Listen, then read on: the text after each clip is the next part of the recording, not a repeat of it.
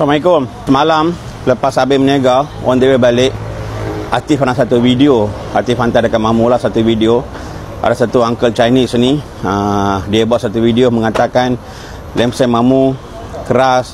Lepas tu ayam madu dia beli dah sejuk. Okey, Mamu kena jawab lah sebagai peniaga yang jual makanan tu. Mamu kena jawab video ni. Okey uncle, terima kasih banyak lah untuk feedback uncle bagi tu, saya terima. Okey,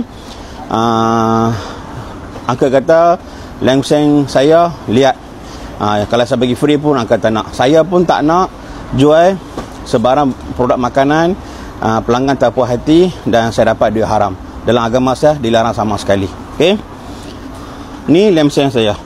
Okey, ni lembut. Lepas tu di sini mungkin keras sikit sebab sini lemak. Okey, kita gunakan dua kaedah untuk nak rebus lemseng. Satu kita gunakan pressure cooker, satu lagi kita gunakan periuk biasa. Okey, saya terima feedback uncle, terima kasih banyak. Tetapi kemuskilan saya ada beberapa perkara lah.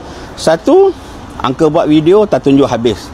Uncle dah makan habis separuh, tunjuk tang lemak saja. Okey, saya faham. Nombor dua, TikTok uncle ni macam baru diwujudkan semalam dan video hanya satu video hentam saya saja. Okey, nombor dua, uncle cakap ayam madu saya dah sejuk. Okey, kita dah pack siap. Betul uncle, kita memang pack siap sebab queue terlampau panjang. Kita tak boleh tunggu customer datang baru kita pack. Lagi akan panjang nanti.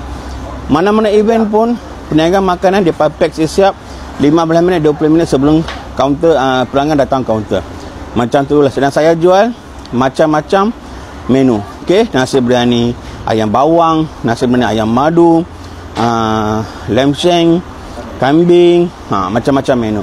Jadi saya akan bina pack siap dan saya pastikan masa pack tu kuah ataupun kari masih panas. Okey, ni nampak gayanya, mungkin tak tahulah, wallahu alam, mungkin uncle dipah oleh seseorang untuk jatuhkan perniagaan saya. Dan satu lagi uncle, kalau tak puas hati boleh kontak dengan saya ataupun staff saya ramai kat sini, kami boleh ganti baru. Saya pun tak tahu kenapa uncle buat video ni, wallahu alam, saya maafkan uncle. Inilah lemseng kami. Okey, ni kari kami. Okey, lepas video tu dah keluar dari TikTok, amboi tukang komen pun kata saya tak jujur lah, meniaga bagi jujur lah. Jari ni nanti satu hari kena jawab dekat akhirat nanti no. Kena bagi kita kampus semua. Satu hari jari ni kena jawab dekat pada masa nanti. Okey, ada yang kata saya tak meniaga jujur. Seperti mana semua orang tahu, masakan saya tidak mengandungi pewarna tiruan, perisai tiruan, gula putih, tak ada. Semuanya pakai ni dia rempah ratus. Semuanya pakai rempah ratus. Kari saya ni hampa boleh minum terus. Okey, satu kali saya gunakan untuk kari kambing dengan lemseng ni dia. Jadi saya mohonlah kepada netizen-netizen yang luar sana yang suka komen, kata hujung pangkal terus komen tak jujur lah, itulah. Ada satu kau tu tak tahulah dia beli kat mana. Mungkin saya atau orang tak tahu, wallahu alam. Dia kata makanan tu tak sedap dimakan, layak bagi untuk anjing makan. Allahu akbar, astaghfirullahalazim. Okey, sedarlah satu nanti kita akan tinggalkan dunia ni, akan kembali kepada Allah. Sebelum tu janganlah tambah dosa apa lagi. Okey, Mamu dah bagi penjelasan.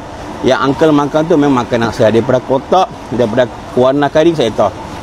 Tapi cara uncle tu buat memang saya sakit hatilah. Okey, itu aja.